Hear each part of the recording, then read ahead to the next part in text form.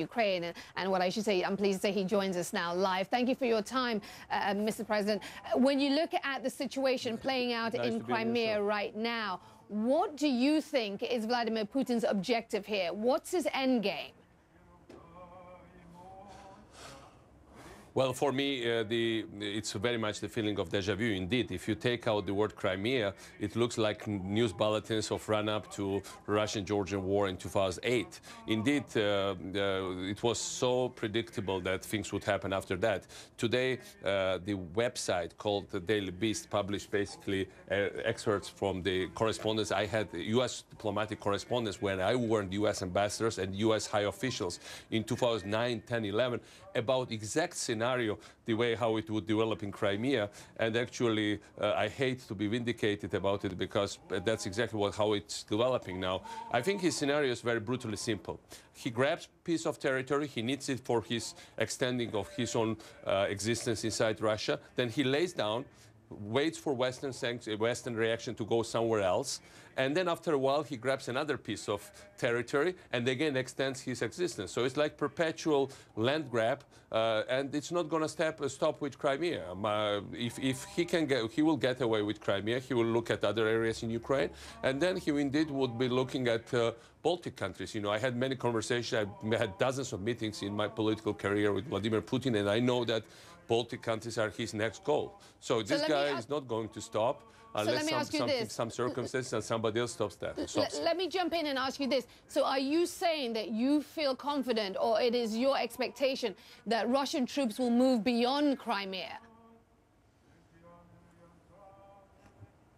Well, first of all, there is a still big risk that they will, as far as I understand, when I saw Vladimir Putin's also press conference today, he clearly has plans, as much as I can read him, he clearly has plans to grab the military regiments of Ukraine in Crimea. And in case if Crimean Tatars decide to resist, well, he also had a recipe for that, because in our case, he just got rid of population that resisted Russian occupation in our areas that is under Russian occupation now.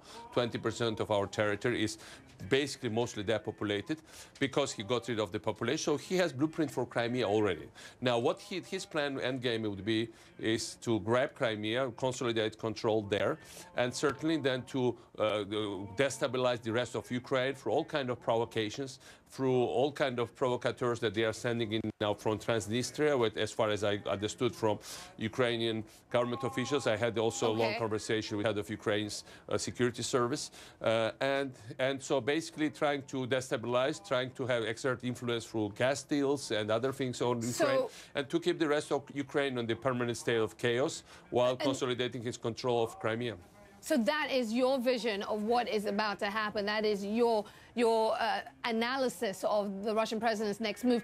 You are there in Kiev. It is my understanding that you have been advising the interim government. What are you telling them about how they should handle the situation, as, of course, you have dealt with Russia in the past, back in 2008?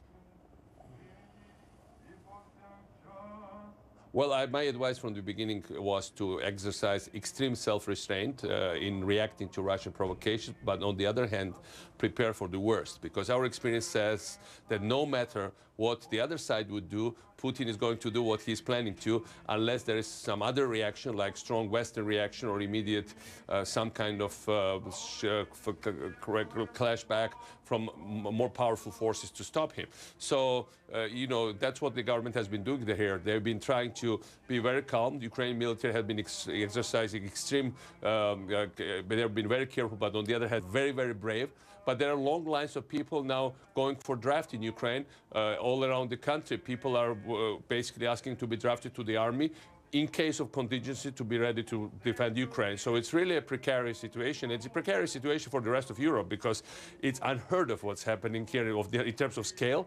We already seen it in Georgia. He basically got more or less away with little, just not much damage from Georgia. And now he's doing this at larger scale in Ukraine. And as I said, he's not going to stop here. So he's very, very predictable, but yeah. Okay, given that you say that Vladimir Putin is very predictable, in your words, how should the West respond? What lessons must they take from what happened in Georgia in terms of when they formulate their response to this current crisis? it would be a terrible disaster if the West doesn't do here anything. Because the problem is, I hear all these debates about what can really the West do. I mean, lots of things. And, you know, remember that Vladimir Putin controls the biggest amount of cash that any corrupt official has ever controlled. And not only Western intelligence services, but Russia's anti-corruption crusaders know the address of these bank accounts. They are in Western banks.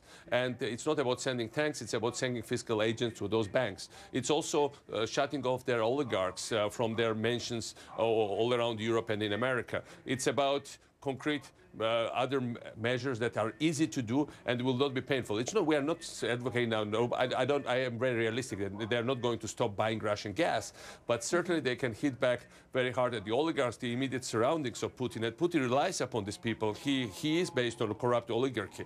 So, but if it's not done, you know, we already have statements now from Kazakhstan. Kazakhstan, basically, they've denounced Russian actions. For the first time, Kazakhs, who usually were very loyal Russian allies publicly, they went against Russia.